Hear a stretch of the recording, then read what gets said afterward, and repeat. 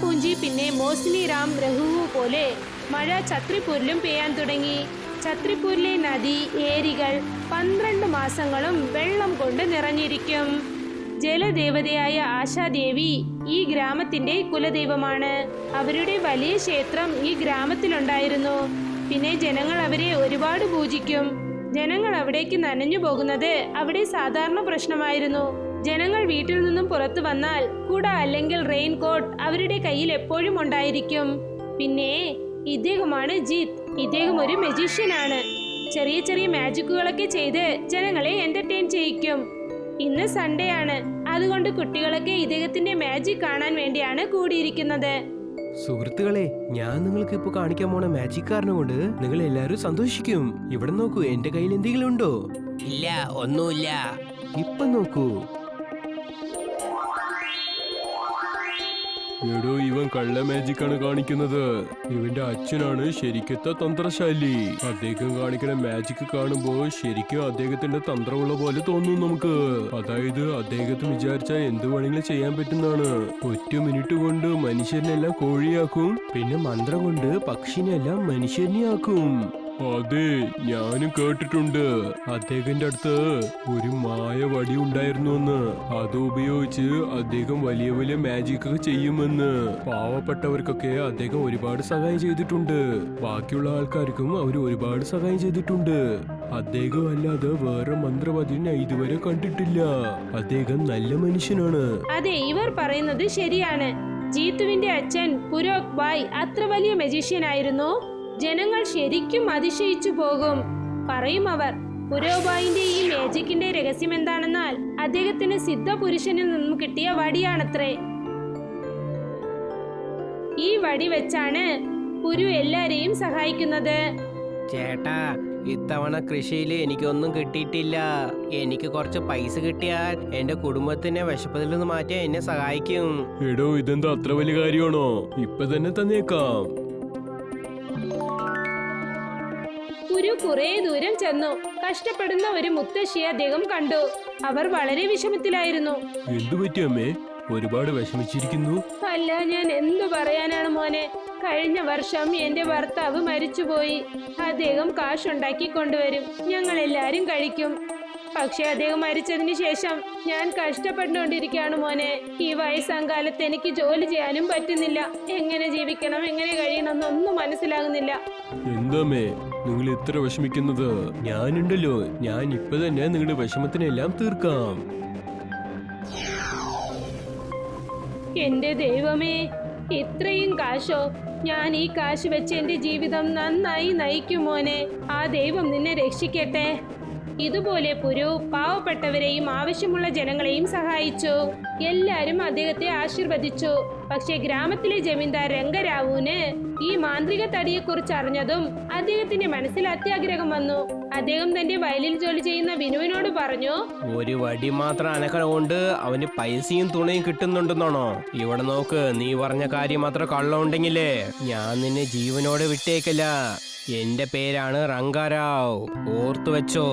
മുതലാളി, ഞാൻ പറഞ്ഞത് കള്ളമാണെങ്കിൽ നിങ്ങൾ എന്നെ കൊന്നേക്കൂ. ഞാൻ എന്റെ കണ്ണുകൊണ്ട് കണ്ടതാണ്. ആ പുരു വടീനെ അനക്കിയ ഉടൻ തന്നെ ആ കൃഷിക്കാരന് പുതിയ തുണിയും പിന്നെ ആ വയസ്സായ അമ്മയ്ക്ക് കുറെ പൈസയും കിട്ടി. വസ്ത്രവും പൈസയും പുതിയതുപോലെ ഉണ്ടായിരുന്നു. അവര് രണ്ടുപേരും പുരുവിനെ ആശീർവാദം ചെയ്തു. ഇതെല്ലാം ആ വടീന്റെ അത്ഭുതം തന്നെയല്ലേ? അതുപോലത്തെ വടി എന്റെ അടുത്തുണ്ടെങ്കിൽ ഞാൻ വലിയ കോടീശ്വരനായിരിക്കും. അല്ല, ഈ ലോകത്തിന്റെ തന്നെ വലിയ കോടീശ്വരനായിരിക്കും. അവനെ പോലെ എല്ലാവരും സഹായിച്ചുകൊണ്ടിരിക്കില്ല. എത്രയും പെട്ടെന്ന് ആ വടീനെ നമുക്ക് കയ്യിലാക്കിയേ പറ്റൂ. വിനു, ഒരു കാര്യം ചെയ്യ്. ഇന്ന് രാത്രി പുരുവിന്റെ വീട്ടിക്ക് ചെല്ല്. ആ വടീനെ മോഷ്ടിച്ച് നീ എന്റെ അടുത്ത് കൊണ്ടുവാ. ശരി മുതലാളി, ഞാൻ ഇന്ന് രാത്രി തന്നെ അവന്റെ വീട്ടിക്ക് പോകാം.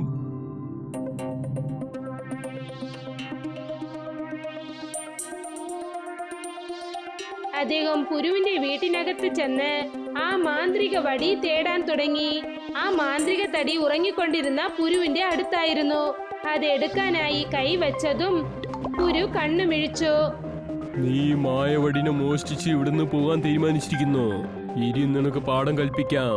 അല്ല, ഞാൻ തെറ്റ് ചെയ്തിരിക്കുകയാണ്. എന്നെ വിട്ടേക്കൂ, ഞാൻ തെറ്റ് ചെയ്തു. അതാ നീ ഇനി കൊക്കർക്കോ ചെയ്തുകൊണ്ടിരിക്കേ. ഇനി ദിവസം രാവിലെ എന്റെ വീട്ടിന്റെ മുമ്പില് പറന്നുകൊണ്ടിരിക്കേ. പുരു അവൻ ചെയ്തതിനുള്ള ശിക്ഷ നൽകി. പക്ഷേ ഈ സംഭവത്തിന് ശേഷം പുരു വളരെ വിഷമത്തോടെ ചിന്തിക്കാൻ തുടങ്ങി. ഒരുപക്ഷെ ഈ വടി തെറ്റായ ആളുടെ കയ്യിൽ പോയാലേ വലിയ പ്രശ്നം സംഭവിക്കും. എന്ത് തെറ്റ് വേണമെങ്കിലും സംഭവിക്കാം. അതുകൊണ്ട് ഈ വടിനെ ഈ വീട്ടിന്റെ അകത്ത് തന്നെ എവിടെയെങ്കിലും മറച്ചു വെക്കണം. ഈ വടിനെ എന്റെ കയ്യിൽ നിന്ന് ആരോ മോഷ്ടിച്ചു കൊണ്ടുപോയെന്ന് കാര്യങ്ങൾ എല്ലാവരും അറിഞ്ഞാലേ ഇത് ശരിയാവത്തുള്ളൂ.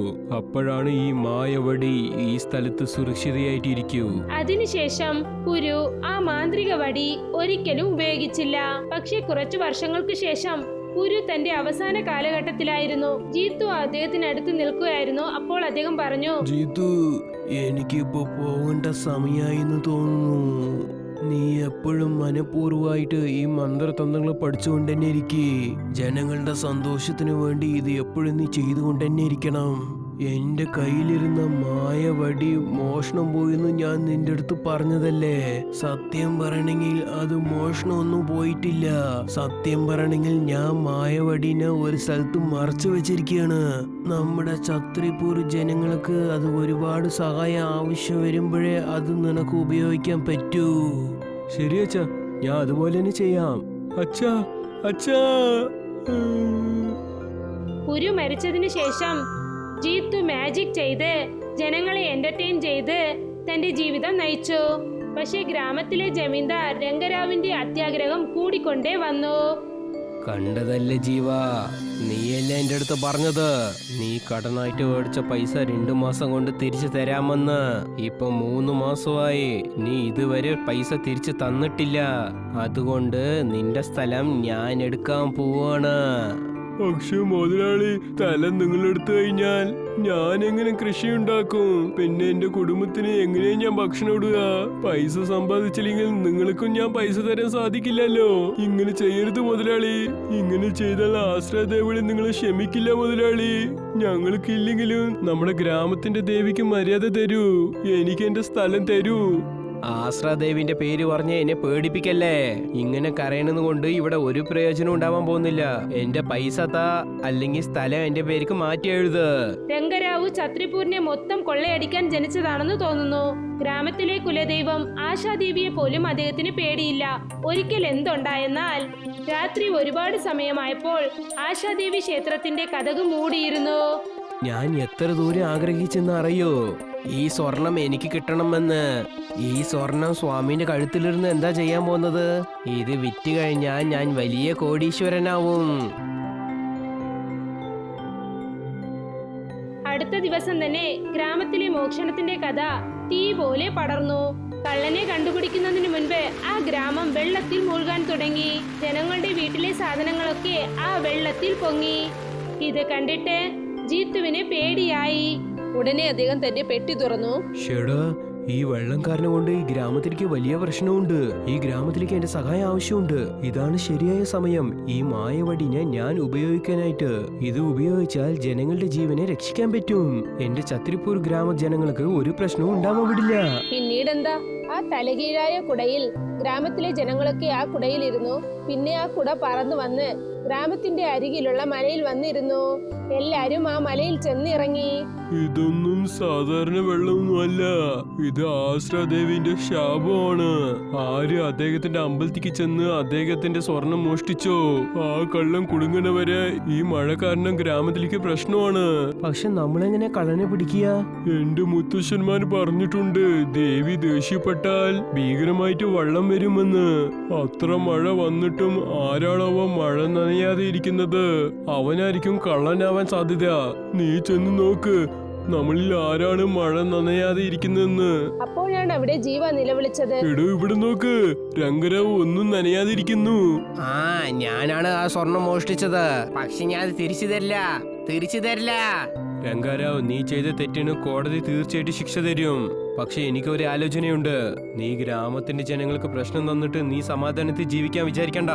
അതുകൊണ്ട് ഇതുപോലെ തെറ്റ് ആവർത്തിക്കുന്നത് നിർത്ത്. ഞാൻ ചെയ്ത തെറ്റിന് നിങ്ങൾ എല്ലാവരും കൂടി എന്നെ ക്ഷമിക്കുന്നേ. ഞാൻ ചെയ്ത തെറ്റിന് എന്ത് ശിക്ഷ കിട്ടിയാലും എനിക്ക് സമ്മതമാണ്. അത്യാഗ്രഹം ഒരു വലിയ തെറ്റാണെന്ന് ഞാൻ മനസ്സിലാക്കിയിരിക്കുന്നു.